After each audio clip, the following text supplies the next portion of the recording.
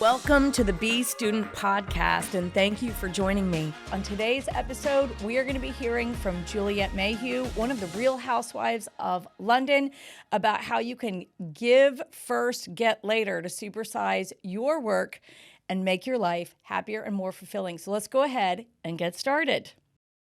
This is part of our segment, Be Student Study Abroad. Today, I'm with my friend, Juliet Mayhew. I've been looking forward to this so much, and we are recording this at a studio in London where I used to live and where you now live. We're going to get into all of that. Juliet is originally from Queensland, Australia. She was very fortunate to be raised by parents who worked in the medical global humanitarian space, so has been a global citizen pretty much your whole life. Juliet describes herself as an actress turned event and lifestyle imaginator. She's a former Miss Galaxy Universe, which is perfect for you because you're a global lady. Before pivoting to creative production and events, she runs an event planning and immersive experiences business, catering to high-end clientele.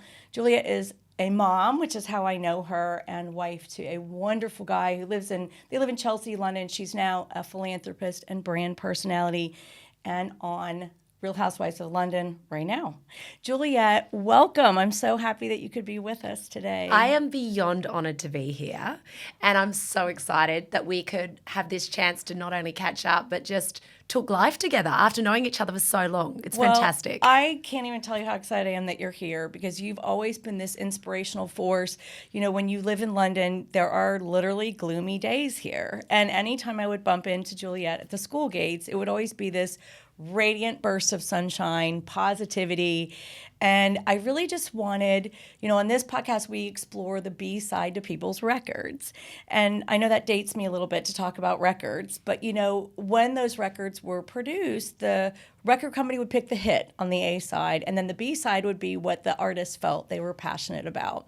And so on the podcast, we want people to gain inspiration from your approach to life where they could optimize things for themselves in their lives and work. So that's what we're here to do today. And you've always brought this sort of ethos of positivity, thinking of others first. And I wanted you to share a little bit of your history and talk a little bit about that philosophy on the podcast today. Let's go back to your life, though, starting out in Australia and how you ended up in London, and then we'll get to some of these other things. Well, first of all, thank you and for this time of asking those questions. It's extraordinary. You look back on life and you think it's the norm. And oh, no, not yours, no. And then you realize, actually, I've lived a pretty insane and pretty exciting upbringing in life, and I really lay that down and give all of that to my parents. My dad has been a trailblazer his whole life, and he was one of 8. And I think that, my parents have instilled in me great values, and they've literally, as my grandfather did, would give their last dime to do something to help others. And I think that's an amazing starting point for anyone in life to have that as your like representation really in everything that they've done. So yes, my parents were pioneered really I think they bought their last ticket to Australia at the time for like £100 to go and start life as a young couple. They'd just given birth to my older sister. They were both medics. They met in London. My father was at Royal Free. My mother was at St Bart's. Royal Free Hospital. Mm-hmm. And they went to start life in Australia. First they moved to Tassie, and then I was born actually in New South Wales, but as a baby pretty much we moved to Queensland. So I would say full through and through I'm a Queenslander. Okay. And so I had this incredible upbringing where I was obviously living in the juxtaposition of like the rainforest meets the reef meets the outback, which is where I'm from in Australia, real Ocker Aussie we call it. Which is so funny because you're talking about rough and tumble terrain and you're the most glamorous person I know. So I love this. I was a real tomboy, climbed trees, broke my arm twice before the age of, wherever there was adventure, I was at. Short hair, I would be at the top of a tree. I would be, when I talk about wild brumbies, we say brumbies, which are like wild horses. They haven't been broken in yet. That was the first time I climbed on a horse. And it took off and I just hung on for dear life. I was always a risk taker, one for adventure. How I didn't die before the age of 10 is beyond me. If there was something adventurous to do, I was doing it. Jumping in creeks, we water skied. It's swimming the reef, whatever it was. There was nothing. It was fearless. My father talks about me. I just had like this fearless attitude to life. Like he said there was one day I just jumped off the wall knowing he was going to catch me. And he said, had he not catched me, I would have landed flat. But I just had this fearless, like, freedom within me. And I really put it down to the fact that they unconditionally love me. We had such a, like, an open, free, like, upbringing where we jump on, quad bikes and just tear through the plantations. And they let me have this freedom. And I think we now with children, like, oh, don't do that, don't do that, don't do that. But it was very different then. Right. We didn't have all the, all of the Instagram. We didn't have all of the social media. We literally lived life and they worked hard. But saying that throughout my life, I wasn't isolated to that area. My parents throughout their careers really were passionate about giving back. And I remember my father, when he was 26, met Mother Teresa. And I think that changed the trajectory of his life forever.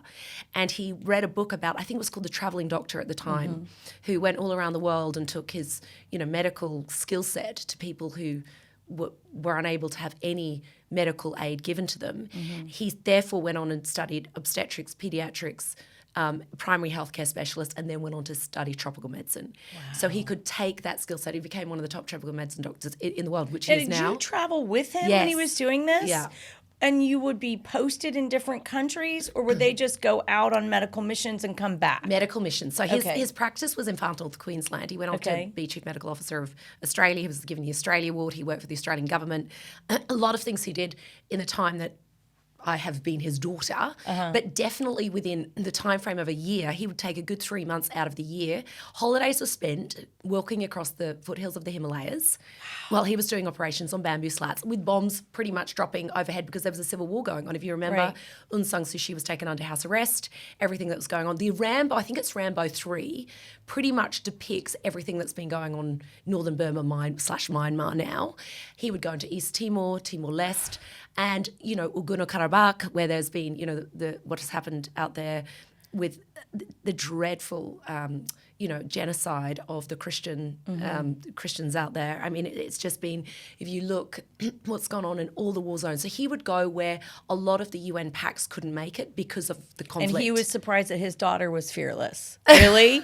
Okay. Do you know, and the thing is I never took the medical skill set from them. And I just felt like, how can I, help? I'm performing. How is, me dancing and singing going to save a life? And I remember we're speeding fast forward till about 8-9 years ago. And I'd come downstairs at 5:30 in the morning to go to the gym where I'd always work out before waking the children up. And someone was lying down on the street, in our street, who'd collapsed, and it's pretty graphic, but was almost vomiting he was swallowing his own vomit, and I was like, he's going to die.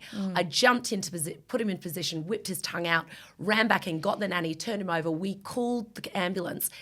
Suddenly, from nowhere, there were 2 diplomatic police officers, high guard police officers, at 5:30 in the morning. And I was thinking, I've got to ring my trainer. He's going to be waiting for me. I'm going to miss my personal training session. Long story short, the guy survived. I had no idea who he was, but clearly someone important. I flew to Australia. 2 months afterwards, I was at home and there's a bang, bang, bang at the door. Some officers were standing there. They're like, where have you been? And I was like, has someone died? They're like, we have come to this door for 2 months every morning to try and find you. I was like, I was in Australia for Christmas. It's like, you're going to be awarded an award from Scotland Yard from saving a citizen. So clearly the citizen, they never told me who he was. And I was like, I started laughing. I thought, my dad saves lives. In between waking up and your personal training session. I love it. I was like, my dad saved, and my mother have saved lives every day. Yeah. And I'm getting an award for saving a life. But you know what? I called my father, said, you're going to have to come to Scotland Yard with me. It's all right. I'm not going to Wormwood Scrubs. I am going to Scotland Yard. I'm not being arrested. And I remember Wormwood Scrubs is a prison for our global audience. Yeah. I am actually going to Scotland Yard. And I remember going up and being awarded this award for saving a life. And I said, do you think we could call my parking fines like a truce now? And she looked at me as if to say, we are giving you an award and you're talking about your parking fines. My husband's like, well, you got your priorities in line. Priorities. I just remember, gosh, I felt guilty receiving an accolade for saving a life when that's what my parents have done their whole life. But they taught you this you can serve wherever you are, right? So by modeling going to these war zones, they modeled that you serve, and now you are serving wherever you are, right? Well, life is of value and worth. Yeah. And some cultures don't value life as much as other cultures, sadly. But we are all uniquely born in God's image, and we are all unique and here for a purpose. And no one is better than anyone else. It doesn't matter what you have, where you come from, what you've done in life. We need to value every single person for who they are, and that is how my parents raised me. And to fight for people and the underdog, whatever circumstance, if there's injustice been happening. And I think that installed in me from the get-go, especially the life that I was living where, you know, people try and put you on a pedestal, fame, fortune, all that. It's irrelevant. It's like we all have a role in life, whatever it is, wherever you're serving in life, to be who God's created you to be. And no money, no position, no matter of power. It's what you do with what you have that makes a difference. If you're going to use it to annihilate another person, or you're going to use it to not change it, there's a verse in the Bible that says, when much is given, much is to be expected. And I really, from a young child, took that on board.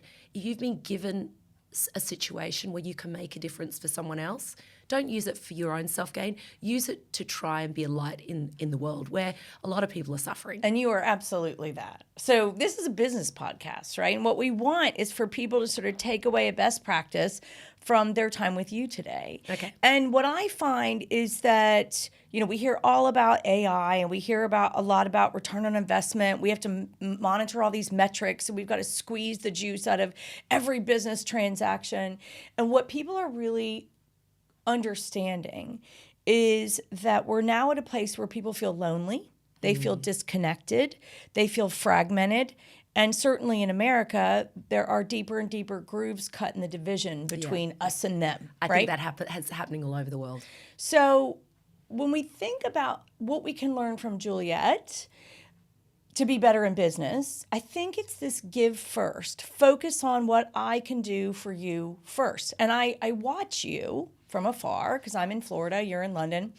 You always positively comment or react to any social media post I put up. And I'm like, this is amazing. Juliet's got 9,000 things going on, but always goes out of the way to give.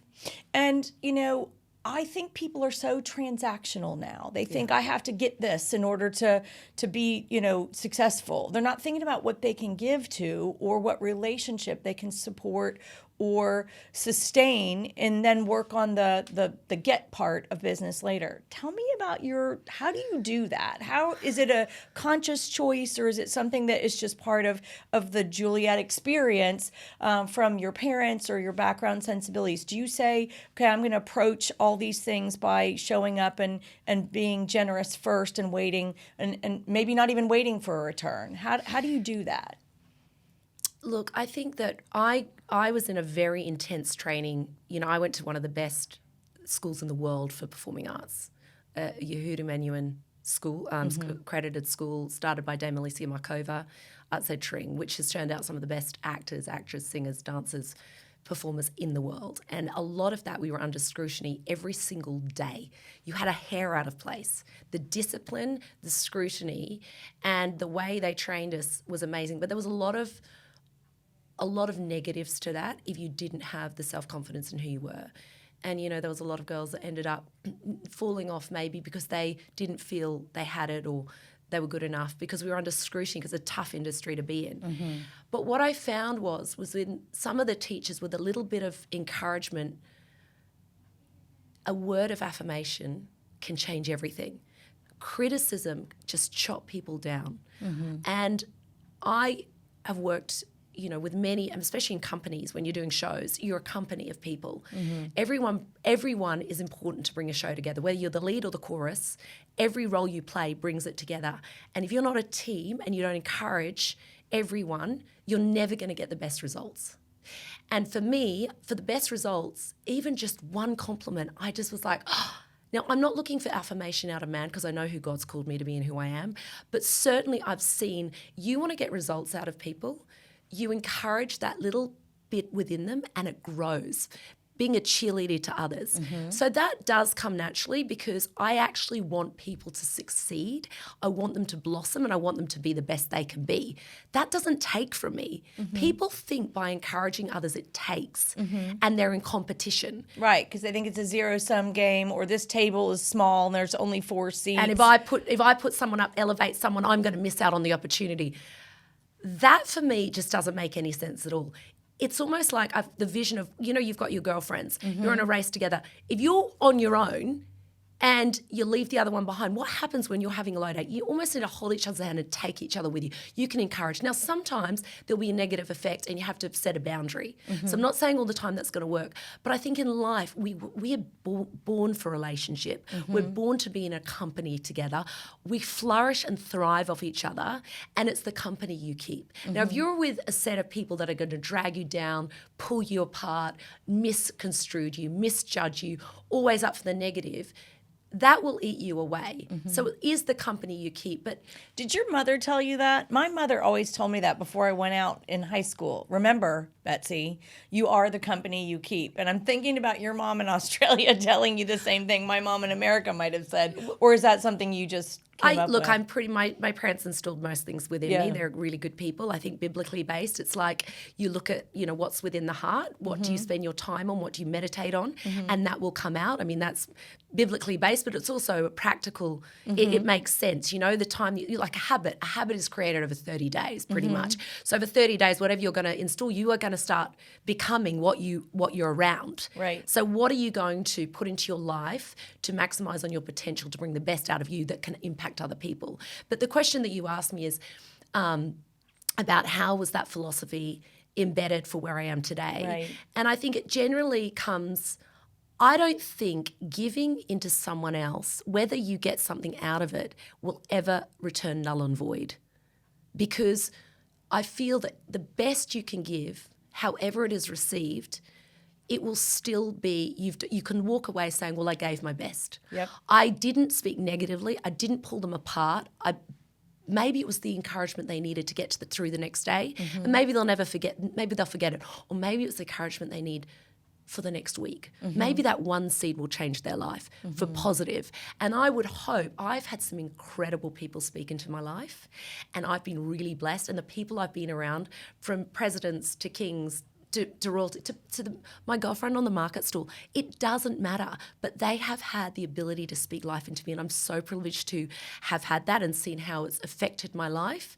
And those little nuggets, those little stories of those moments really have helped me navigate what's to come and what I can give to my own children and speak into them. And they are set apart. We are set apart with different sets of gifts. We do not fit a box. And that's what I keep speaking to them. You don't fit a box. Don't try and fit a box. You're going to be tried to put around, you're around pegging a square hole. It's never going to work.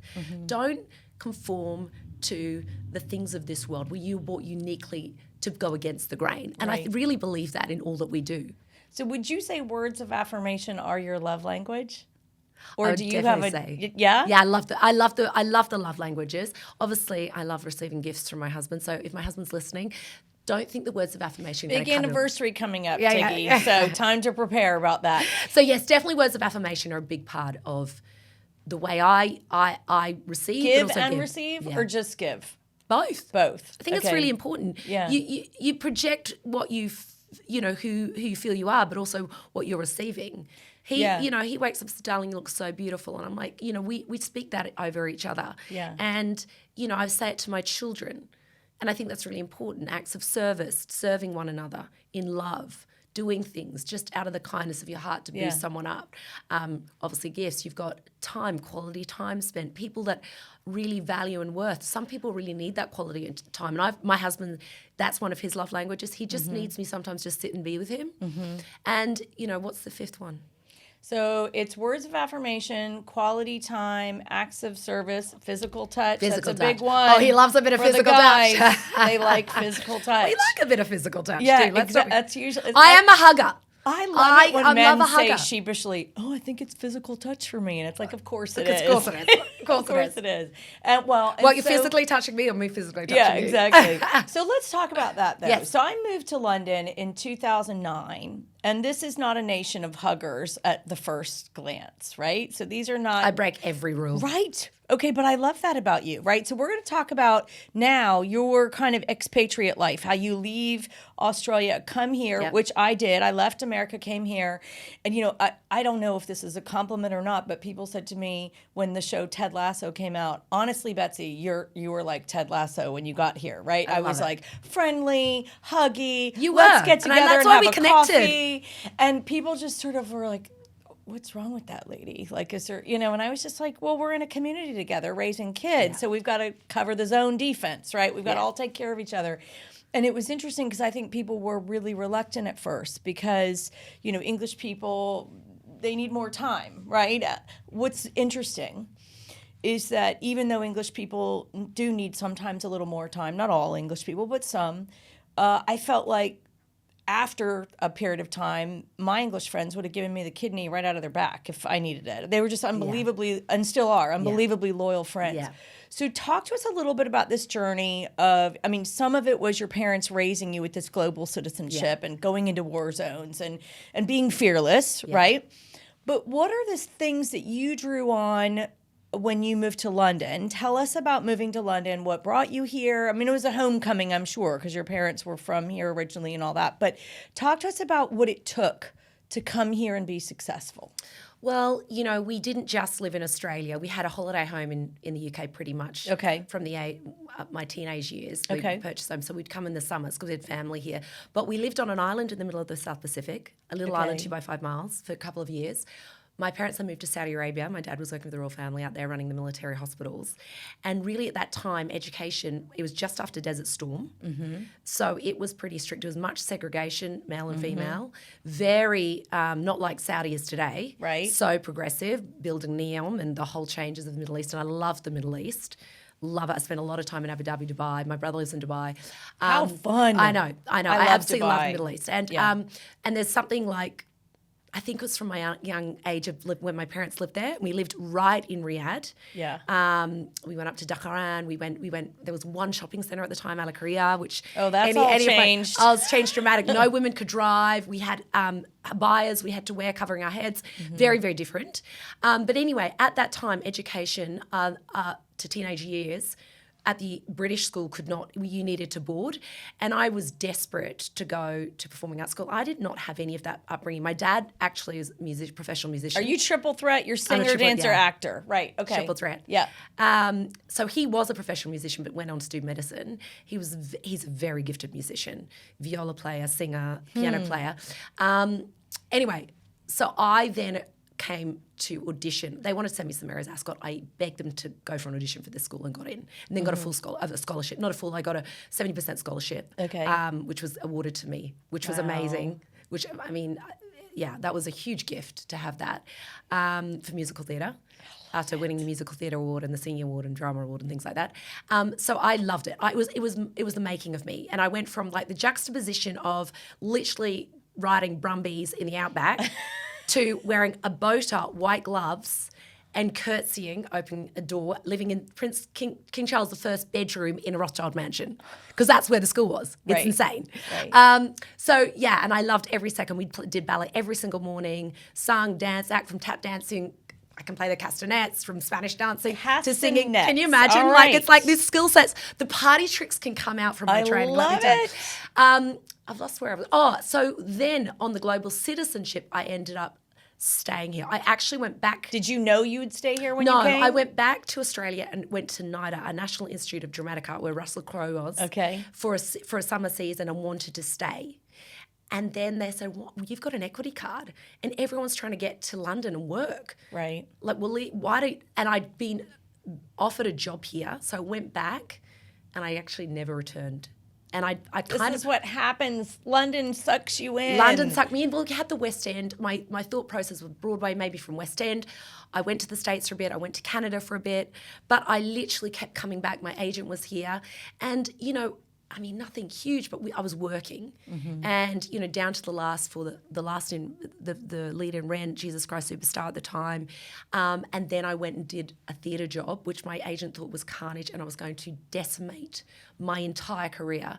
But that theatre company that I worked for, because I really wanted to be taken seriously as a straight actor, and we toured the worst and the best places of the UK for pretty much a year out of a van. And I'd come from doing Aida with Opera North, with a wig master and my own dressing room, with Dame Josephine Barstow being the lead and the Northern Philharmonic, to dressing in a broom cupboard with a mop and thinking, oh, so where's my dressing room? Like, there's the dressing room. And I remember thinking, oh my gosh. But then it was the best year of my life of really learning what it was to act, take that raw, create theatre. We were in prisons, we were in schools, as well as doing mainstream theatre, all the main theatres around England. And so I really started to understand who I was as a person as well, and that I was led by my passion to do this. It didn't matter about money. I knew what I loved, and I knew what I did. You weren't too precious about it. I wasn't precious. And that's why you got all the goodies from it. Yes. And if young people are listening, and I know they are, we know that younger generations are perceived as too precious, and they're missing out on opportunities when they are. Suck it up, buttercup. I love it. Come on. They need to toughen up. I say, stop being snowflakes, I say to my children. Stop being a snowflake. Yeah. So broom cupboards. I love it. Yeah. All right. So then get what dressed happens? with the mop and the bucket. Don't think you're too good for that. I love it. So then what happens after that? So what happened soon after that? In parallel, I was running my own luxury leather goods company that I'd started, created. I had a factory in Bangkok, in Thailand, and when I was getting all my leathers from Italy. And I launched this brand and won Young Fashion Designer of the Year award to 2005. Of course, you did, right? And the whole collection sold out. I in the first bunch, and it was actually sold at the time. A very girlfriend who I'd met, didn't know she was a big agent in Saudi. It sold on Harvey Nicks in Saudi Arabia. Like she called me and said, good news and bad news. Good news is you need to work your ass off, because bad news is the whole collection sold out. And that was in 2 weeks. And I was like, oh my gosh. But I was still working as an actor. And so that was fantastic. I was launched, because usually you have it takes about 3 years to get a brand off the ground. I hadn't even studied fashion. I just had this idea. Thank goodness. I thought, I'm going to buy the machine from Germany, which I did, set up machines from Germany, set up a factory in Bangkok, because I'd spent so much of my life in Thailand going back and forth 2 or 3 times a year. I love the Thai people. The skill set is incredible. It was something I had the ability to do. I kind of didn't think about it and did it. Had in hindsight, had I thought about the process, I'd be like, you're mad. But actually, sometimes you just got to take a leap of faith. And then I met my husband. It all kind of happened very quickly. And so I was running the company, still working as an actor, singing. I think the last night of the proms, touring it at the time with All Souls, we were doing... my husband came to see me with the Northern Philharmonic sing. That goes over. In Liverpool. And I don't think he knew what I was in for. I'd never really talked about my career. I said, look, I'm doing this gig at the theatre role, and do you want to come? I was like, the ticket will be left at the door, front row of the Grand Circle. Baller move, Juliet. I'm leaving you a ticket at the door so you can come see me sing. Yeah. And he just didn't know what he was coming to. He said he stood up and nearly fell over. I think I was singing 7. I had 2 duets and 4 solos with the Northern Philharmonic, and he just had no idea, because I didn't really talk about what I did. But he was already in. He was already smitten like, with you. And now he's out shopping for rings after that night, right? He'd asked me to marry him 3 times before I said yes. True story. Wait, 3 times? Right? What was it that made the... What did he do on the 3rd time that made you say yes? Well, I was an actor, so I was convinced he was going to reject me. Because I had to deal with rejection issues, right? Because you're only as good as your last job. Right. So I said, if I push him too far, he's going to walk out. Like, I'm going to push him, play all the funny games. And he literally stood there, said, I'm still in love with you. I'm still going to marry you. So when you get your life together, let's move on. And How long did that take? So he saw me at 21, met me officially at 23, engaged to someone else. He had nothing to do with the breakup. Okay. Started dating at 25. Married at 27, Ophelia came 28. Oh my God. Yes, it was like, firstborn. And he didn't get, if you do the biblical, he didn't get Rachel, didn't get the sister. He didn't wait 8 years and marry the sister. He got me. Oh my gosh, Juliet. So he just waited you out. He waited me out. He wore me down. It was the best decision I ever made, and I can't believe he And waited you're that almost long. on 20 years of marriage. Yes. This is so exciting. I know, right? Oh my gosh. All right, so now He's a saint. you're acting, you're traveling. Well, I fell pregnant on my honeymoon, Okay. and that was pretty much, I became a mother pretty much straight away. Did you feel like London was your home while you were doing all this traveling and acting? Or when did you feel like London became your home? Or do you feel like it's your home? Do you know what? I remember when we got engaged, I was like, I have to do the big fat wedding in Australia, on the beach, the horse, the beach wedding, like the whole thing. And then I sat down with my husband to be, and I thought, my whole life is in London. Our world is in London. My church community, my acting community, my adult life. I'd been living in Hampstead, Notting Hill, my whole life, and then Chelsea. And, that was my world. And yes, I had a very big international reach and friends all over, and I would fly back to Australia at least 2 or 3 times a year. But our life together was in London. And your home is where your heart is where your husband is, where your work is. And we were married in the Boltons, the most beautiful church in London. St. Mary's the Boltons. Yes, St. Mary's the Okay, Boltons. if you are American and you have not been to London, or you're on your way to London to visit, you need to rock up to the Boltons. It's one of the most special places in all of London. It is. And you have to be a part of the Bolton Association to be married there. Yeah. Which of course we are because we live there. And then it was covered by front page of Brides. It was insane. I had 350. Front page of I know. Brides. That was very exciting. How fun is this? I know, right? Okay. And it was a fairy tale wedding. Like, we had about 350. I'm the kind of girl that breaks all boundaries. I wanted children at my wedding. I had bouncy castle, chocolate fountains. We had, I was like, we're going to do a whole event. And we did. Bouncy castle Bouncy at your castle. wedding. I was in my wedding dress on a bouncy in the Boltons. garden. Yeah, I love it. Okay. I broke every single rule. How fun is this? So it was like, and then I was like, I'll go back and do a big celebration in Australia. And then I fell pregnant. So we went back with my bump and saw all the family there. But they all flew over anyway. So you felt like London was home when you married. I did. And going back to what made it, I think, my spiritual journey has happened here. My education, a lot of my senior education happened here. Obviously, my home was in Australia. I was going back 3 or 4 times a year. My home was Australia. But when I was about to build my life with my husband, I needed to realize, I needed to stop pining to go back. And I had to make that distinction to say, because we would have been split, and I had to realize, like, this is my destiny now with my husband, and I need to invest in living in the best city in the world. This is my moment. This is where God's called me to be and get my roots planted. And I think for the first time, I remember living as an actor, you're working to the next job. You can never really make plans. I was like, flying out all over the world. Things were coming up. I'd go and do a ski season when I was 21, this, that, and the other. We could make plans together. Yeah. We were doing things together to invest in our future together. Yeah. So I think that's what consolidated me, knowing that I was in this place at this time for this reason, for this purpose. And I love the stop the pining that you said. I stopped pining for Australia. I remember, I think global citizenship means you're attracting the and, not the or. I stopped being just American when I lived here, and I think of Britain as my second home country, even though I wasn't born British, even though I'm not a British national officially. I care about what happens to England because my heart is here, and it's also in America. They're not binary systems of either or, they're and. Did you feel like it was an and for you? I did, but I think you've made a very good point about your heart, a piece of your heart being here. You didn't say peace, but I'm going to say peace, because I have taken the best moments of living in the most incredible parts in the world. My heart hasn't shrunk, it's expanded. And it's built me as a person in the way that I look at things differently.